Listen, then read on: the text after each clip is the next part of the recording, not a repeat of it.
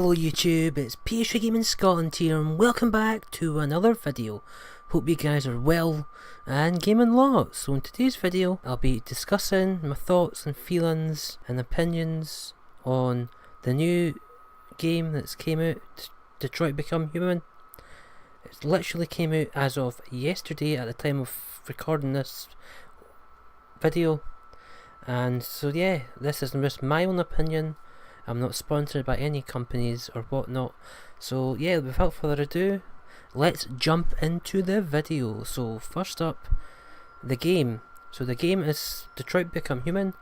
It's set in 2038 and it's obviously set in Detroit, as the name suggests. And basically you take on the role as three main androids, or three main characters in the game, but there are a variety of different characters in the game that you can interact with. From what I've played so far, I haven't played the full game.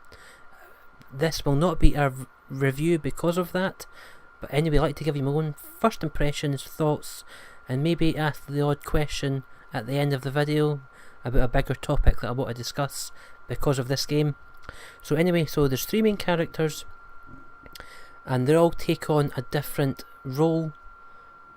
So the three main characters are, you've got Connor, which is the police android that goes and investigates crime scenes and is like almost kind of really good detective, trying to piece together through reconstructions and examining evidence what's happened in certain scenarios. You've got Kara, which is basically the servant sort of android that has taken on the role of like a homemaker, like a man or woman would do the chores in the house, like the dishes or the vacuuming or whatever it may be. She's taken on that role in this game so far. From what I've played, that's her role at the moment.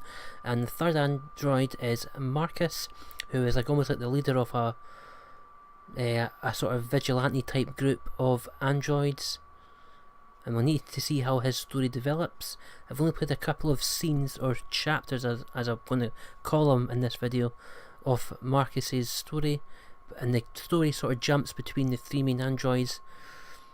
And also an important point, all three characters can die, or all three characters can live, obviously depending on your decisions do affect the outcome of the story, which is quite a fantastic thing, to be honest, really. And yes, you can rewind the story at certain points, but it's advised that you play the game through once and then maybe replay it again to see different endings or what have you, and after every sort of scene or chapter you can then see your stats or your story, how it compares to your friends' percentages of people that have went through this story, or that's what they did, or that's what they did.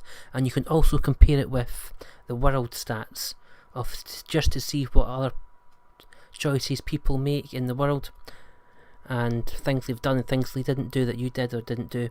So yeah, so that is basically the story in a nutshell. So my first impressions really of the game are like, it's a really fantastic narrative, story driven single player game. I really love these types of single player narrative rich experiences that you can really relate to the characters, or you can play characters that you think, well, this possible scenario could develop in like a real life situation where androids take over the world, and how would the normal humans react to that and feel by that, which I'm going to talk about later in the video. But yeah, so my first impressions are really positive. I've really enjoyed the Heavy Rain and the Beyond Two Souls games of David Cage, who is the main game director in this game. And yeah, so it's a really positive, rich narrative experience with fantastic characters so far. And yeah, there's some really good moral plots and scenes and chapters that really test your decisions, and obviously everybody will experience a different sort of element of the game. There might be scenarios where you completely disagree with what's going on and you can make your route through the game like that, or vice versa.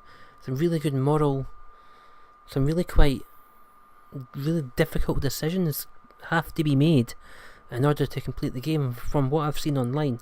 So obviously you're going to get a different aspect, and you're going to play the game differently to other people that play the same game, so everyone's going to get a different sort of experience, and then it'll be a good sort of talking point with your friends or colleagues at work or people that you know that have played the game. Oh, what ending did you get, or what did you do in this scenario, or what have you. So it's quite an interactive game. I like to go around the different environments or chapters or scenes that I like to call them in this video, and interact and click on things and see what they all do and whatever. So yeah, that overall first impressions are really fantastic.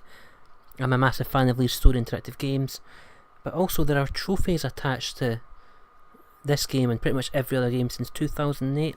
The trophies for this game are, from what I've seen, I've not done a proper trophy in-depth analysis type video of this game yet because the game's just out, and I try and do the trophy part of the game before the actual new release game comes out.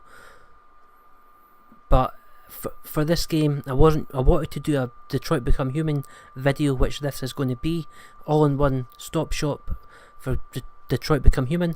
But since the video and the trophy list didn't show up online a few days before, literally just showed up the last day or two, and that wasn't enough time because of work and other things, that I wasn't able to look through the trophy list and prepare my own thoughts of what the trophies are. And also, since I've played the game now, I kind of know what the trophies are about, and it wouldn't have made sense to make a video where I'm trying to predict what you need to do for each set of trophies or what have you. But the trophies, from what I've seen so far, are pretty scene specific.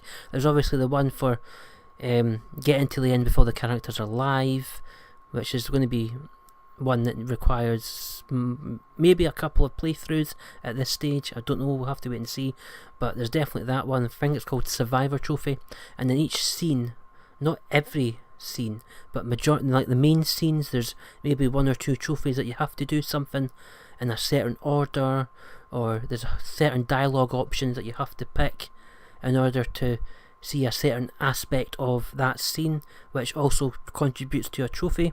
Now there are lots of guides and gameplay on how to get these trophies, and that's what I'm doing. Looking at the guides, there's a really good guide from Square One Games. Really big shout out to you. I'm not sponsored by any videos, but this guy is a really fantastic gaming creator.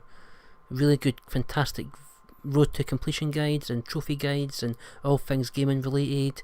They're really sound guys, so big shout out to you, Square One Games, Exonerant. Fantastic game, fantastic guy and channel.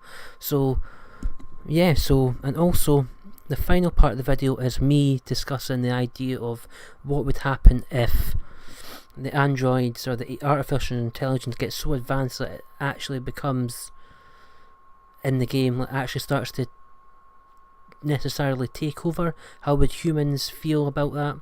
Now, I don't know if the technology we've got at the moment, we're starting to see like driverless cars, we're starting to see a lot of automation and robotics becoming quite big in certain job fields, or just in society in general. I think as the years go on, I think that's the sort of digital future we're going to see. Whether the actual artificial intelligence becomes so advanced that they're actually going to be like the humans on one side and the artificial robots or intelligence on the other, and whether we will interact with each other on a normal sort of day-to-day basis, we'll actually have to wait and see, because I don't know if it'll be in my lifetime or it could be in my lifetime. To be honest, at the end of the day, as long as we don't give too much information to these robots that can be used against us, you've all seen the films, that if you give too much information, it stores and learns how to react and whatever, and then it can use the information against you to maybe kill you or whatever. I don't really want to go down that route, but it brings together quite some moral things. Personally, as long as this is like highly speculation, highly just my own opinion, I wouldn't really mind the idea of artificial intelligence. Yes, it'll probably cost a lot of jobs going into the next 5-10 years if it gets more money put into it, and if it gets more money put into it and it gets more advanced technology, as technology improves really quickly and advances very quickly. So I could still see a lot of job losses, which would be as kind of devastating, to be honest. But that is the way things are going. Let me know your thoughts down below in the comments section. So there you go, guys. That has been my one-stop shop for everything Detroit Become Human. It wasn't a review as such. I just gave you my thoughts of the game, talked about the trophies, my own opinions, and also the bigger question of what if androids took over the world? How would we feel? And I think there'd be a lot of, just quickly adding in, there would be a lot of people that would be against the idea of anyone trying to take their jobs, or androids in particular. But also from the Android point of view, well, it's highly speculative. I don't personally think it'll happen in my lifetime. It might do, it might not, but I think where we get a world where more peace and just everyone just working together and not much conflict, but there's loads of conflict, so I don't know if it could improve the world that we're in at the moment or not. We'll have to wait and see. But then again, would androids have human rights? If they're not technically human, I don't know if new rights would have to get thought about for robots essentially, or artificial intelligence. It really is a world that we're getting probably closer to. A lot of people probably might not want it, or they could want it to help them out with day-to-day things that they cannot do themselves. So that there is room for improvement, definitely, but we'll have to wait and see as obviously technology advances or what have you. But that has been my Detroit Become Human one-stop shop video. That has been my thoughts, my opinions on the game. Highly recommend the game. Would recommend you playing it. But as always, thank you very much indeed for watching. I've been Pastry Gaming Scotland, and I'll see you on another video. Thanks very much indeed. Adios.